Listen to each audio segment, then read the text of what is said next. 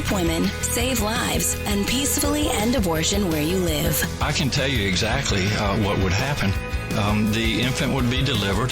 The infant would be kept comfortable. The infant would be resuscitated if that's what the mother and the family desired. You were serious about that? Be inspired to change hearts and minds by joining over 1 million volunteers taking part in the global movement happening in your neighborhood. She says, pray that I can get through this abortion. And I said, oh, no. So she went ahead and went into the abortion clinic. And she just came out. She told us, I'm not going to get the abortion. We just had a baby saved. So we had a baby saved in Memphis today. Praise the Lord. This is the 40 Days for Life podcast with your host, Sean Carney.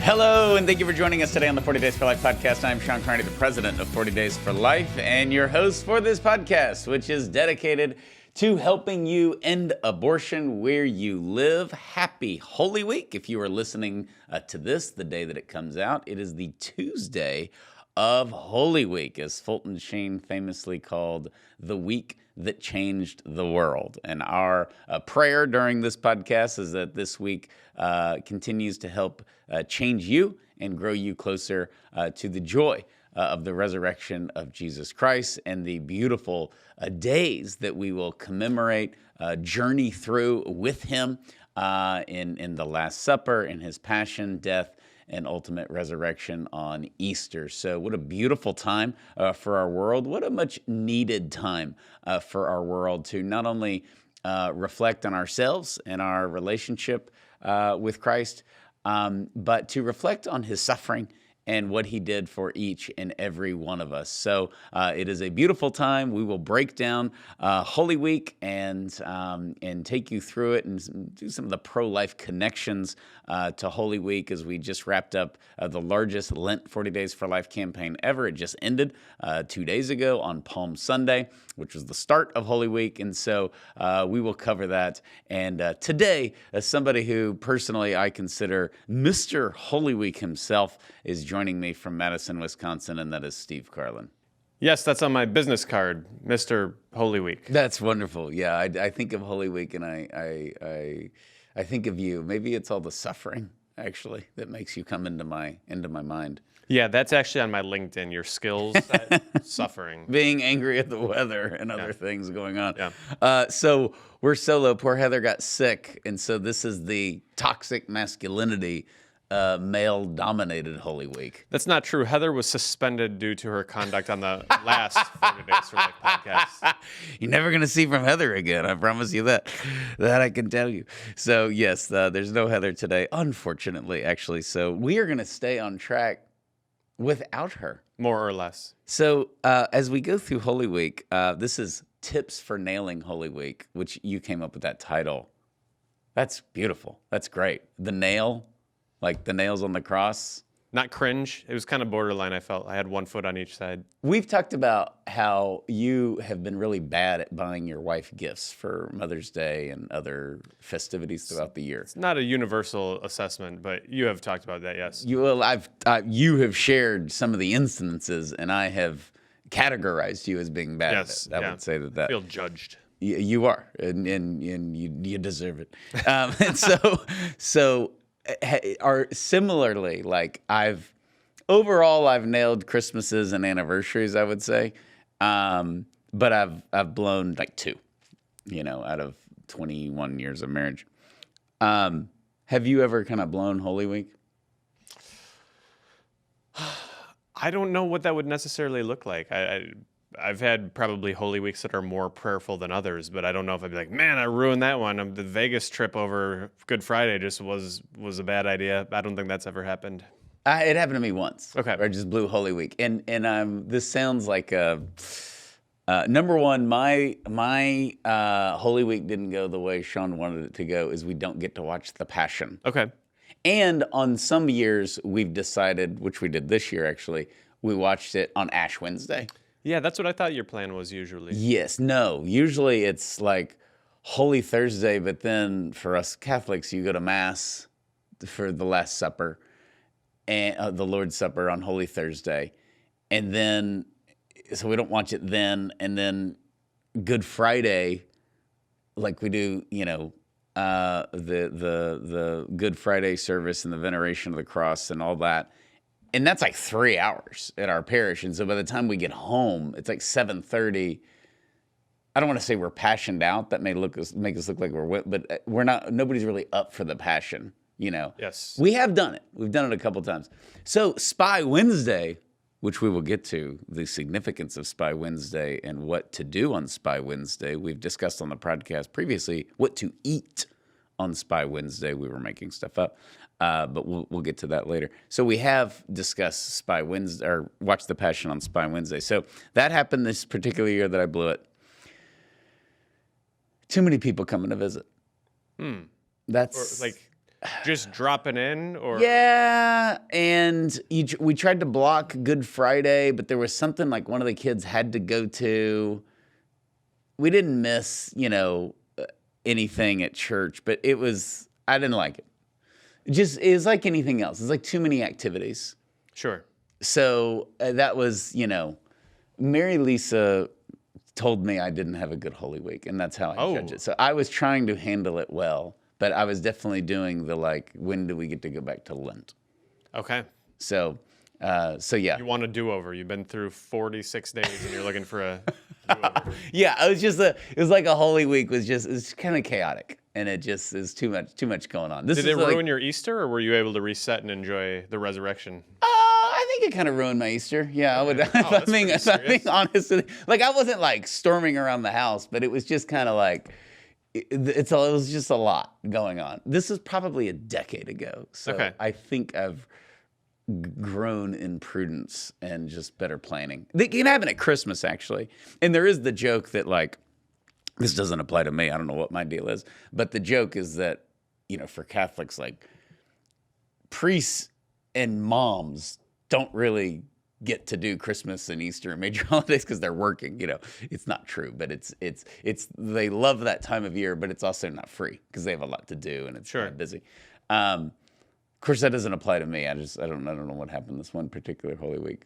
I felt one year that I kind of blew Lent in general. I didn't think I could have. I think I could have been more penitential and sacrificed more, perhaps fasted more. And as I got deeper into Lent, I regretted it.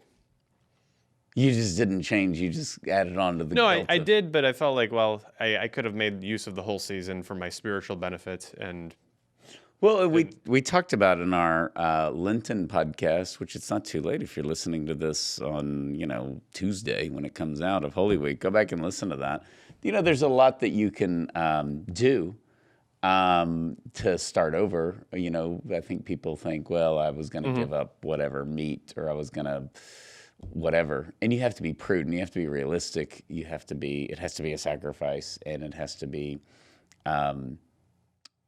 doable. It's like stretching myself, but it's not like I'm not eating for 90 straight days or whatever. So it's got to be realistic. And but if you blow it, then you just pick back up, and But Holy Week, I think, is the easy part, actually, because the events of the gospel take us through everything. yes, Starting Palm Sunday, 48 hours ago, with our Lord going into Jerusalem, being celebrated. And I think that it really shows that, I don't know where this phrase came from, but our wonderful Baptist friends say it: let go, let God. Or as Carrie Underwood said, Jesus, take the wheel. But there's a little allow yourself to enter into these things. There's a tendency to be this stuff happened way in the past, and it's really neat, and we can learn a lot from it. Right. But we need to enter into the Gospels. Not academic. It's not academic. It's not like we're telling people about, and then Judas betrayed him, and then the Last Supper happened, and then he was nailed to the cross. We can enter into these, unite ourselves to Christ's suffering, as St. Paul says, and journey with him, through the resurrection. Everything that plays out in the scriptures in some way, in some dimension maybe would be a better word, plays out in our own lives, in our own relationship with the Lord. So the way to do that, according to us, in all humility, because we don't know what we're doing, the first thing is to embrace the silence. I think that's so important. We always talk about the role of distraction in modern society. There are so many things that can distract us: technology, abundance. That's why fasting is so critical. And I've found that my best Holy Weeks, the ones that I have blown the least, are the ones in which just turn off as much as you can, and that's where you hear the Lord speaking, the small, still voice in your heart. Yeah, and making time for that. And most people, I think, are off on Good Friday. I think the stock market is still closed. The banks are closed on Good Friday, which is good. And depending on what kind of work you're in, people get. I know the schools, a lot of, like where you live, are the kids off the entire week after Easter? So our spring break in the Catholic schools that we go to, spring break is just the week after Easter. So in mid-March, when everyone is getting it done, our kids are plugging away, but we get the week off. That's how it was in Virginia. We loved it. We thought it was great. It was beautiful, like liturgically. You just go right in, and you're actually like, Easter's an octave. There's, it's a feast for 8 days. So you actually get to kind of have the kids home and stuff. So it's really, really cool when they do that. But I think designating time for that silence and for that prayer and recognizing, unlike Christmas, people complain that Christmas music comes on November 1st. Yeah, but nobody acknowledges Easter. Easter's like there's a special brunch at, the downtown West End or something in your town. It's not. I think Easter's the most brushed over. It's the highest point of all Christianity. And so, I kind of nitpick with some of the people that are like, it's December 20th, quit with the Christmas music. It's like, yeah, but the secular world is attempting to sort of embrace the joy of the birth of Christ. That doesn't happen at Easter at all. Right. Except for the Cadbury eggs in the gas station. They call out to me. I don't know what those are. I think, is it marshmallow? No, some kind of cream. It's organic, I'm sure. RFK endorsed. RFK's having a field day this Easter. He's not happy. Everybody's running around eating the Reese's peanut butter eggs. Have you had those? Yeah, have I had them? That's the best. Yeah. I'm sorry. Of all the junk you can eat, why is it? Like if you go out, you take Laura out for your anniversary, okay, you're 10-year anniversary. You go to a nice steakhouse and they bring a dessert menu, okay? And there's some chocolate cake and it's got all these French words and there's a mousse involved and that's one of the words, and they have all this stuff. And you come and it's this kind of glorious cake and you take a bite and you're like, this isn't better than the Reese's peanut butter egg at Easter. Correct. Yes. If you just brought me that and charged 100%. me $10, it was that big, and give me a fork and knife so I could keep my dignity Yes. in a nice restaurant, it would still be better. Yeah. So I could never understand that.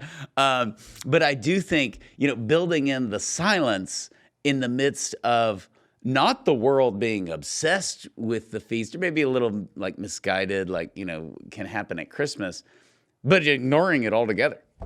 Oh yeah, it's Easter. I have so many people say that to me. Just, I'm working during the week and you'll be somewhere and it's whatever. And what are you doing this weekend? Oh, we got family coming in for Easter. And they're like, yeah, that's right. It's Easter this weekend. Nobody does that with Christmas. Right.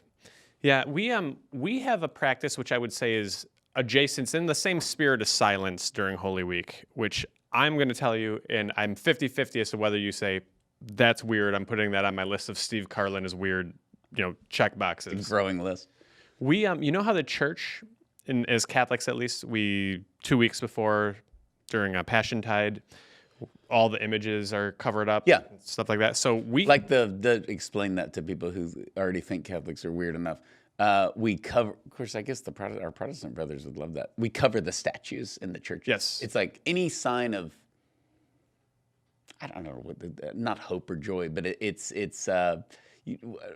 just go stark. Yeah, it's stark. very, very barren. Yes. There's no flowers. All of that. Okay, Yeah. very barren. We want to cover up beautiful art. Yes, so we do that in our house. We've got a variety of different statues and images on the walls and things like that. So in the Catholic Church, they're draped with a red linen of some sort. I don't know what the technical term is, but we take pillowcases and we cover up our statues and not all of them because there's too much, but the big ones and things like that. And it just kind of, Laura actually puts the purple is the liturgical color. Yes. So our tablecloth is purple during Lent and Yes. stuff like that. So we kind of go fully liturgical in our home, and particularly in late Lent, and just kind of not just silence from music, silence from television, silence from noise, but we kind of embrace the starkness visually as well.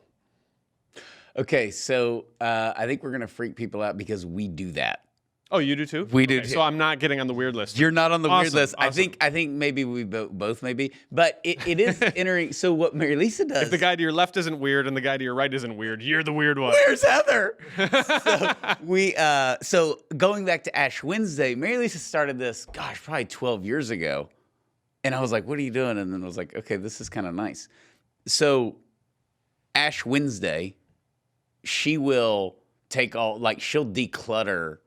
Our house is like, she always has our house clean. But, like, she'll just take certain things, decorations, stuff like that, and just put them away and have barren stuff. And she'll get, like, dried sticks or, like, a crown of thorns or, like, a purple garment, and she'll put it, like, on our mantle next to, like, a crucifix. Okay, this is just, like, and it helps you get it. So where we would have had, like, flowers or where you hang the stockings or whatever at Christmas, or she does it like the island in our kitchen. We always have, like, I don't know, a candle and fake flowers or some kind of decorative. I don't know what I'm talking about. You know what women do. So she'll move all that and she'll put, like, dried branches for Lent. So, and then Holy Week, she'll cover some. We can't do all of them, Right. But and the buck that I shot in Montana, we don't cover him. He's still very much. But yeah. So one year before Lent, my friend came to visit, and he's driving down. He's like, Steve, on the way here, I saw this along the road. There was all this dogwood, and it kind of stark, barren, reddish, looked perfect for Lent. And he wanted to get some of this dogwood branches and have that be like in his church in place of the flowers or whatever. So we got in the car, we went and we drove out. We didn't know if this was public land, private land, but we kind of drive in. We're obscured from the road. We're like cutting down dogwood. I don't think we broke any laws, but we Everything, yeah.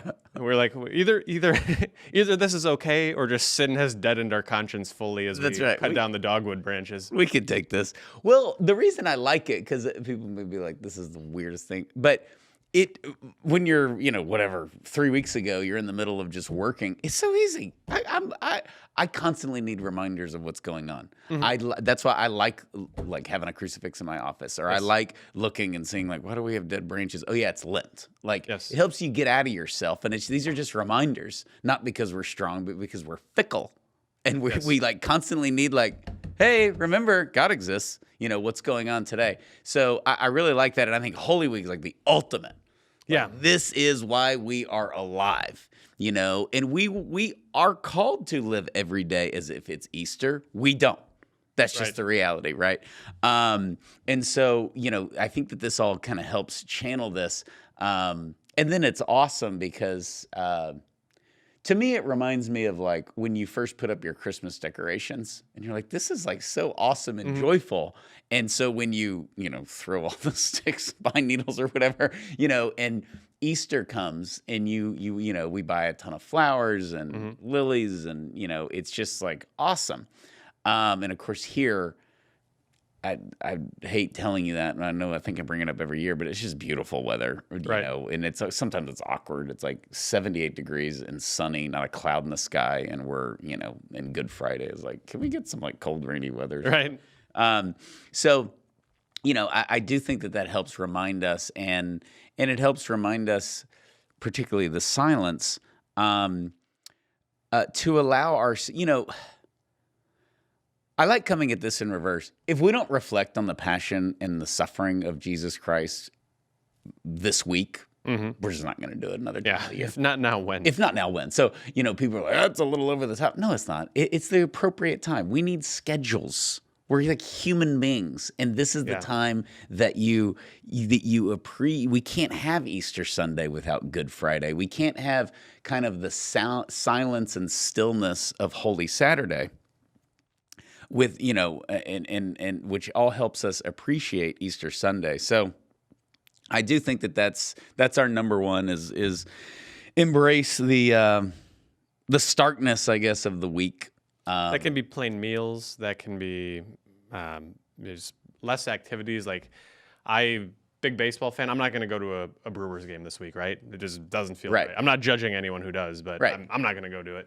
Right. No. I think that's the same. I know for work-wise, I'm constantly meeting with people or having to meet with people or hosting people, and I try to kind of clear that. Like I don't want to be like taking anybody out to lunch or whatever on like a Tuesday of Holy Week. So I'm not always good about that, but I think attempting to do that and just clearing the schedule, because you don't want to, just like we hear a lot of people like, I just feel like I'm falling into Christmas. There's all the gifts and all the parties, and people are looking up going, okay, I'm ready for the new year, and we don't want that. And it is hard. I think it's much harder at Christmas because the world is like, participating in a good way. I think there's something too about feeling a little bit like you've taken the journey with the Lord during the course of the week. Strange analogy here. Which is high, low, high. Yes. It's not like, this is awful. And then you get to Sunday and you're like, all right, pass the ham. I guess we're celebrating this miserable week. It's not like that. Yeah. And Palm Sunday is a beautiful feast day. It is. It is. And I think it's great to go through. I recently read the Lord of the Rings, and my wife had read it before I did. And she's like, it's going to be long at parts, but you feel like you've made the journey with Frodo as you go through this excessively long book. And I think there's something about sort of the silence and the starkness of Holy Week too, where by the time you get through Holy Week, you feel like you've kind of journeyed with the Lord on the way of the cross a little bit. So I like that. And I think the next thing on our list here of how to celebrate Holy Week, or how to observe Holy Week, is pray. Tips for nailing Holy Week. Pray through it with the scriptures. I mean, we've got these beautiful 4 gospel accounts. Go with the Lord by entering into the scripture. Yeah, and it's go through the different gospels. As many theologians say, Mark is a really bad writer, but you get the facts. And he was nailed to the cross next. And John, of course, gives a theology of everything, and Matthew gives overwhelming detail of everything. So it's beautiful, because sometimes that can get just kind of passed over of just this is the beauty. And I encourage people, depending on where they are, how old their kids are and all that, but it's a beautiful thing what Mel Gibson gave us. Yes. And I know he's crazy, but like he's a brilliant artist. Of course, I love all of his movies, but we're not here to talk about Lethal Weapon, although those are fantastic and fun. But the Passion is just, it does so much to, you had people calling in and confessing to murders. Yeah. I just know people in my own family that it just like changed their life. Mm-hmm. But it's different. This is the beauty of movies, that they blow, as they say, Americans don't have art, they have movies, and that can be good or bad. In the Passion, it's good because you can read, they scourged him in the Gospels. You can imagine it in your mind, and it was awful and all that. You can even have like a little prayer book that kind of maybe has what that would look like and what that was like. It's nowhere near watching it in the movie. Right. It's not even close. There's a reason that movie's rated R. It's because of the Passion. And I think that is such a good thing to, it doesn't mean you watch it every day like a lunatic. But whatever it is, I know for a lot of people, unfortunately, it was like a one and done. Like, oh my gosh, that was bloody, I can't watch it. But like, I've watched it once a year. I know most people don't. But once every couple of years, it's so good to revisit that, to know what he went through, for us. And that's what was required to conquer evil and death. And, obviously we're called to that. And how easier is our life after watching the Passion? It's like watching any movie where somebody's like stranded on an island or something and somehow they survive. And you're like, yeah, maybe I can not have 2 pieces of cake. It just makes your life easier. Have you seen the meme where it shows Mel Gibson and Jim Caviezel on set in between filming scenes, and they're just having a conversation, and Jim Caviezel is all decked out with all of the markings of the scourging and the beatings and everything. He just looks battered and bloody. And Mel Gibson is the director, so he doesn't have to be dressed like that. And they're sitting there, and Mel Gibson's just kind of like talking with him. Yeah. And the caption is, "This is how I imagine it looks when I'm telling Jesus about my problems." That's a great meme. Yeah. That's a really great meme. Yeah. And of course, I think he's doing the resurrection, which is going for, I don't want to ruin the ending for people. It's like the Titanic, but he rises. And that is from the descent into hell to the death of the last apostle. So we're going to get some like Peter crucified upside down because he thought he was unworthy to be crucified, the same as our Lord. Like that's going to be like the ending of a movie. I'm like, yeah, I probably can't buy my tickets early enough for that. He's going to release that Holy Week. I don't know if it's 26 or 27. Okay. I want to say 26, but I don't quote me. Who knows? They've been working on it forever. But I think reflecting on this is the week to do it. It doesn't mean beating yourself or your kids over the head with it, but it needs to happen. Yeah, so I think pray through the scriptures, whatever faith tradition you're from, go to all of the masses or services that are available.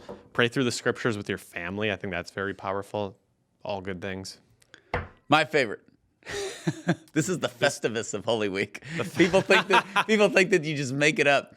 Spy Wednesday, baby. Spy Wednesday. Judas is out there. He's lurking around. He's going to sell out our Lord. Spy Wednesday. I don't know who came up with this. It's probably some monk like 1,200 years ago. We have to Google it, I guess, because all information on the internet is true. But I love how it's like the early church decided we're going to have this like day because, you know, there's a lot going on. And all of a sudden there was a moment where they're like, how do we get him? Yeah. How do we capture him? And Judas is the link. So to not acknowledge that during Holy Week is kind of like, wait, what changed? They were just like praising him, you know, Sunday. So on Palm Sunday. So I love that there's two ways to handle Spy Wednesday, in my opinion. First off, extreme judgmentalism of those who betray our Lord. Yes. Who's the Judas that you know? Then, this is, I think, probably the correct way. How have I betrayed our Lord? How am I Judas? I'm the spy through my sins. That's the healthy mature, the healthy way. It's you lurking around here. Definitely better than the way my son observes Spy Wednesday. My son Peter has his friends over and watches spy movies, which that's not what I'm not sure about this. I just said like, hey, maybe turn off media and embrace silence. No, we're watching Jason Bourne. Absolutely. Teenage boys meet Holy Week. Spy Wednesday? Let's get some James Bond in here. So he's in his theology class talking about this. I'm like, oh, how Dr. Joy, who's like a brilliant theologian. We had Dr. Joy on the podcast a few years ago to talk about vaccines. How's Dr. Joy feel about that? And Peter said, he's coming this year. Okay. He reprimanded me for using Holy Week as an excuse to watch movies. It's like, no, he's coming. I'm in. That's great. Spy Wednesday. I was trying to nerd out our kids when they were younger, and it worked. And so they went to school, and I guess they were early teenagers. And the sisters, the Dominican sisters, were there. And I was like, you have got to wish them a happy Spy Wednesday and just see what happens. Because we know the nuns know what it is, right? And so they're like, we're not doing that. You're weird. No one knows what Spy Wednesday is, and then there were like 4 more, you're weird. And so then all their trash talking at breakfast on Spy Wednesday, they went to school. And at different points, they would approach a different sister and be like, because one of the sisters is a candy cart. She pushes it around and you can buy candy for like $2. Okay. So all the students are like, sister, that's totally inappropriate. It's Lent. A lot of people gave up sweets. And sister said, and a lot of people didn't. Or something like some people did. So she's pushing the candy cart. And I think it was either Bridget or Bailey, like, happy Spy Wednesday, sister. Like, happy Spy Wednesday, Bridget. All right. Like instantly. Like it was Christmas Day. Like, Merry Christmas, happy Spy Wednesday. So we've covered this on the podcast. I don't know what the Spy Wednesday meal is. I don't know what you're supposed to. What's a dish that says betrayal? It's hard to do. Yeah. I don't know. But a dish best served cold. Very cold. Not even meats, like cold. I don't know.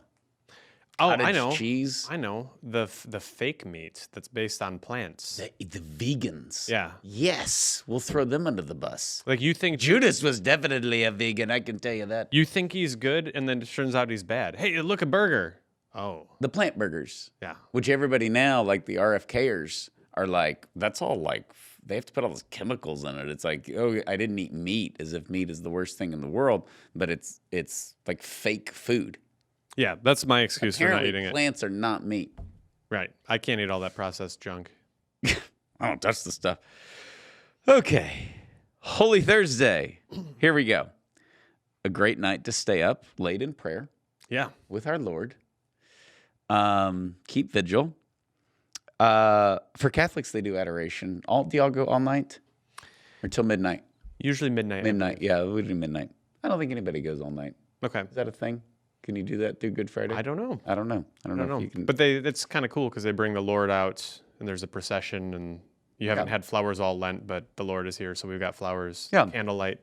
Gorgeous. What do you eat on Holy Thursday? I know a lot of people that make lamb. We do not. We don't either. I think we just just know people that do. I think we did it like 12 years ago.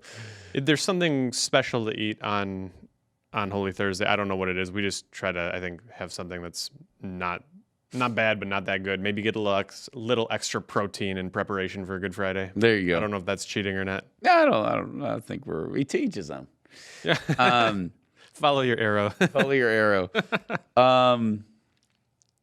Okay. You said that you watch the Passion on Holy Thursday. You watch it after Mass? Yeah, we usually go to Mass and then...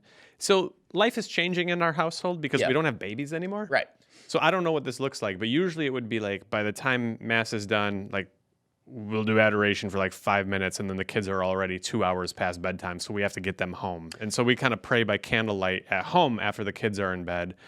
But eventually, Laura doesn't always watch, my wife doesn't always watch the Passion. There's only so often she feels like she can handle it emotionally. So oftentimes she'll go to bed and I'll stay up late and watch it. And I don't know what this says about me, but I really like watching it late at night because you kind of imagine this is the time of day in which the Lord was going through the early part of the Passion when he was being crowned with thorns. And when I've always loved St. Peter. My first son is named Peter. I've always loved Peter, and you get Peter at his worst in the actor who played him was fantastic. Yeah.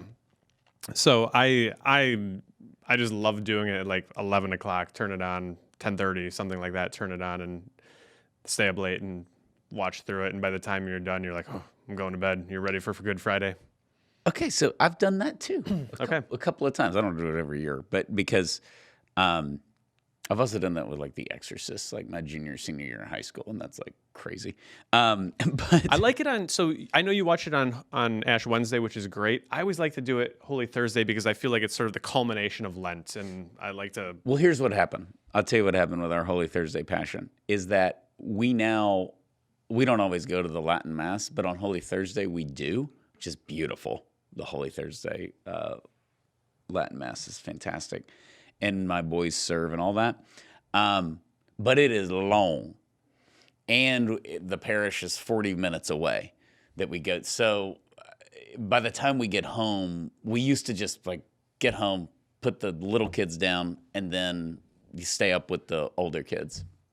But by the time we get home and talk to people afterwards and stuff, it's like 11 o'clock at night, if not later. So we just got out of the habit of watching it, and then we watched it on Spy Wednesday, and now we did Ash Wednesday this year. But yeah, because I'm grumpy if we don't watch it every Lent or Holy Week, so we can't have that. Okay, here we go. Go hard on Good Friday, baby. Go big or go home. Go big or go home. What's your go big or go home? Let's give some realistic tips, since this is tips for nailing Holy Week. So you eat nothing. We have the one meal to get through it. Okay, what's the one meal? Let's get some details out of you. I think it's usually just like a plain pasta, like noodles. Oh, pasta. Oh, cool. You got to keep me away from your house. Okay. I'd be like, this is Thanksgiving. Well, as you remember, we love pasta and like making fancy sauces. So this is not the fancy sauce. No, this is not the fancy sauce. This is like, what can we have? Like, what are our options here? Like butter and olive oil. Something like that. Yeah. All right, that's like a plain red sauce, but it's not. There's no like crushed red pepper. No. Okay, great. I mean, I don't know that I feel like that makes or breaks the Good Friday, but it's You say pasta and you're thinking like Olive Garden, never-ending pasta bowl type of thing. It's not really I'm that. thinking It's of just, like bowls of pasta. And, yeah, it's like what doesn't have meat in it? Noodles doesn't have meat in it. Okay, yeah, and it's a great day to fast, whatever your capacity is. Yeah. I think a great day too, like you mentioned, and everybody's done, like where you just feel like, I don't know, my Lent was kind of lame. Like, what's wrong with cramming in some last minute fasting? You can be like the repentant thief. You can be like, who stole heaven? Another great Steal your art Lent. machine. Steal your Lent. His last crime was stealing heaven. Here's something, I don't know if this is weird or not. I do, like, outside of the liturgy and prayer and everything, the rest of the day I spend cleaning the stuff I hate cleaning. Yeah. And then you're like, it's preparation for Easter, but it's also just kind of, not like I'm looking to make myself as miserable as possible. It just feels like it's one more way to kind of embrace the starkness and the, all right, we're... And it's work. Yeah. It's work. Mary Lisa cleans the whole house, and we work in the yard. I work in the yard with the kids.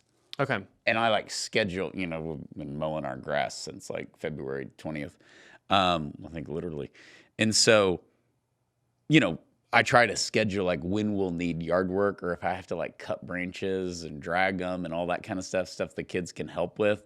We do all that, and they enjoy it. It's like, I don't know how much they enjoy it, but everybody likes accomplishing something for work, and it's also Friday, and in their minds it's like, oh, this is fun. Can we order pizza? And so it kind of gives structure to the day because we got to leave basically at like 1. So we get up. Mary Lisa she's always cleaned the house, which puts you in a good mood, for Easter and the rest of the weekend. And then we'll do some kind of like outdoor work. I love Good Friday, but I just told you there was one Easter where I was wanting to go back to Lent, but emails about that. But yeah, I think it's a great day to do whatever too. Reading is a great thing to do, Yes. depending on what people want. The goal is obviously not to make yourself miserable or wear yourself out, but to just recognize what a dark day it is, and what our sins contributed to, and it enhances the sweetness of salvation. My sister-in-law one year was pregnant, and I can't remember if she gave birth on Good Friday or the next day, but she, like, leading up, it was like, you kind of tell when things are starting, and she was so excited to go into labor on Good Friday to labor with the Lord. I thought that was just sort of a beautiful approach to it. It is. Yeah. That's really, I had a friend who died on Good Friday, and it was kind of knew he was going to die eventually, but it ended up being Good Friday. And yeah, there's something about uniting ourselves to the Lord. So I will not text you on Friday morning. Okay. As you're cleaning. Yeah.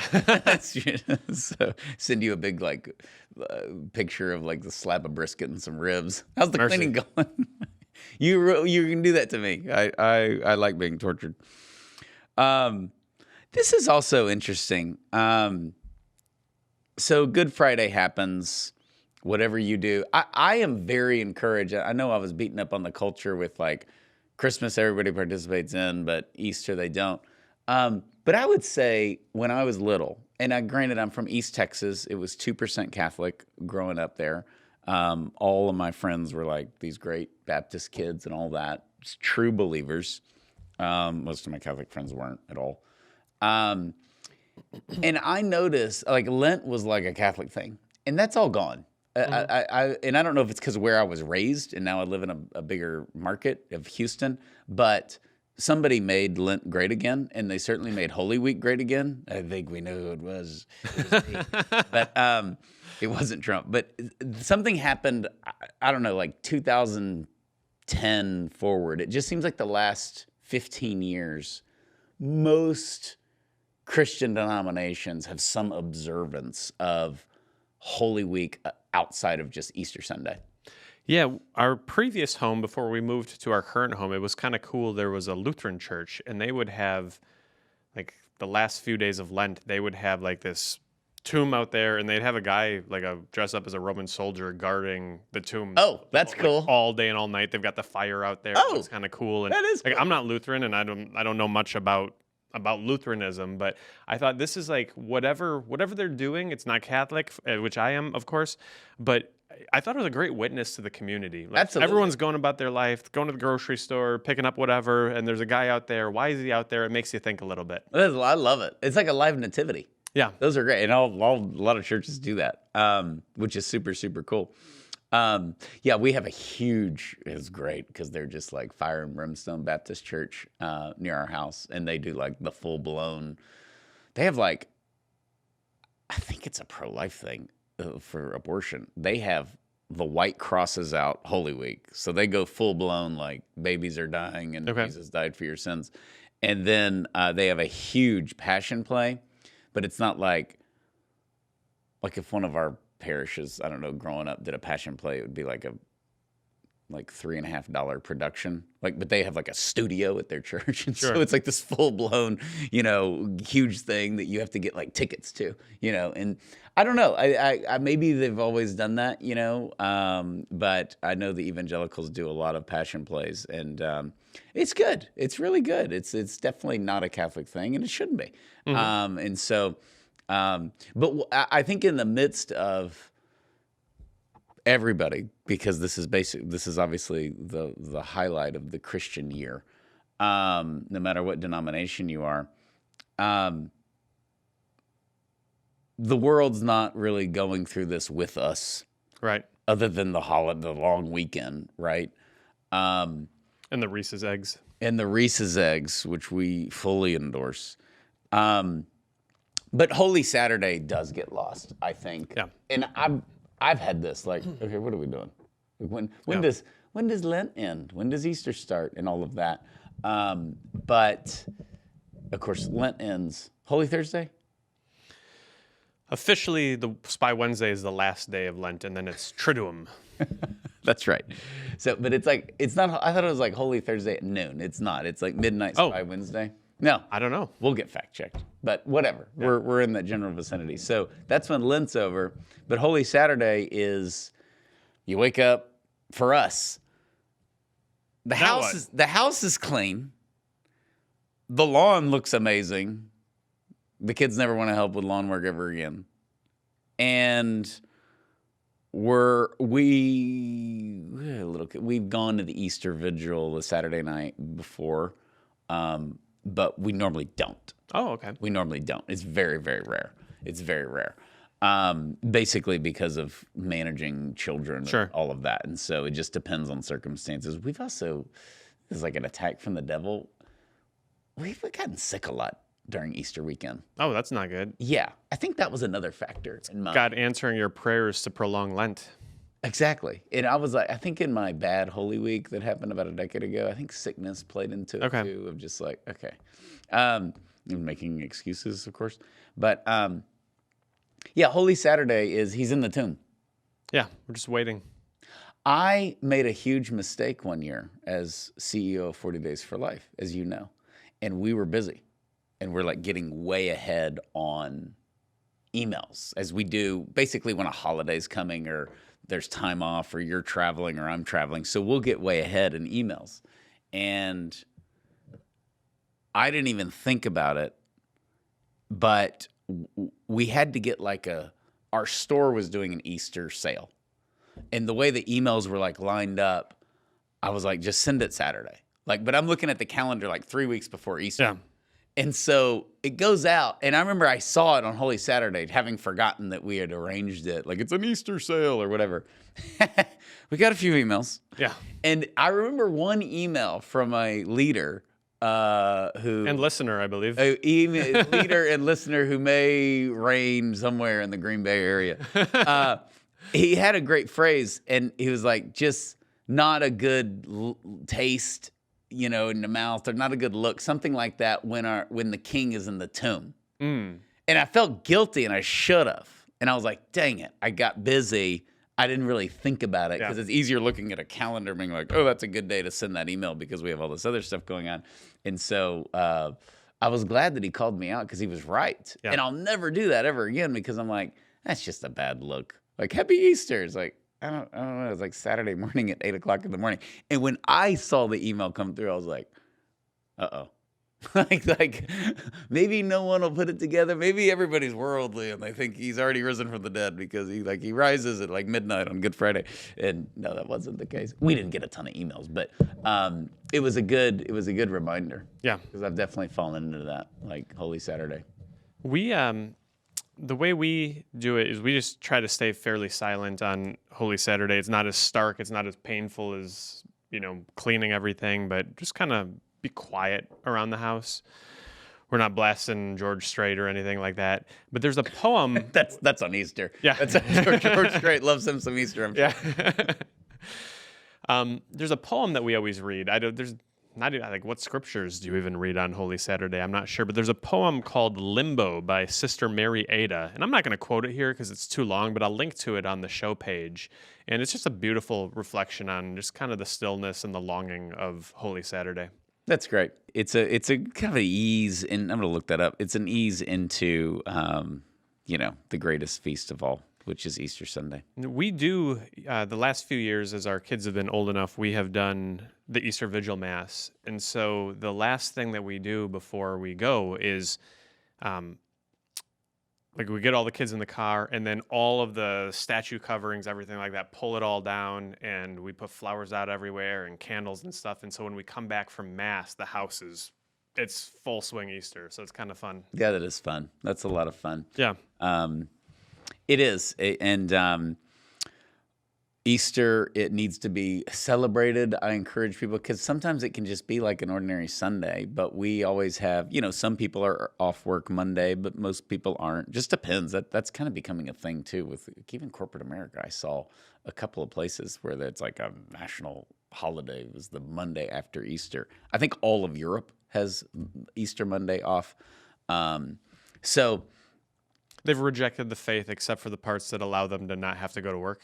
They want to go on vacation. They don't want they want Christ without his cross. They want the holiday weekend. Dear. I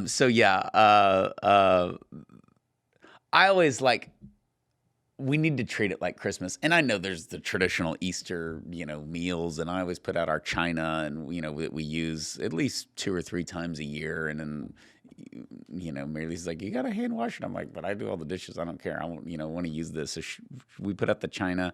I think there always needs to be something special that you don't get the rest of the year. For, just something good, some kind of treat for the kids, a treat for the adults, whatever it is.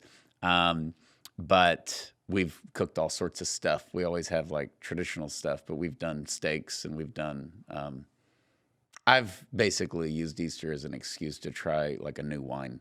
Oh, yeah, nice. It's something different. Yeah, we'll cook up a storm. We'll go crazy. One of my favorite new Easter traditions that we've developed is we live on a street that just, for whatever reason, has a ton of Catholic families.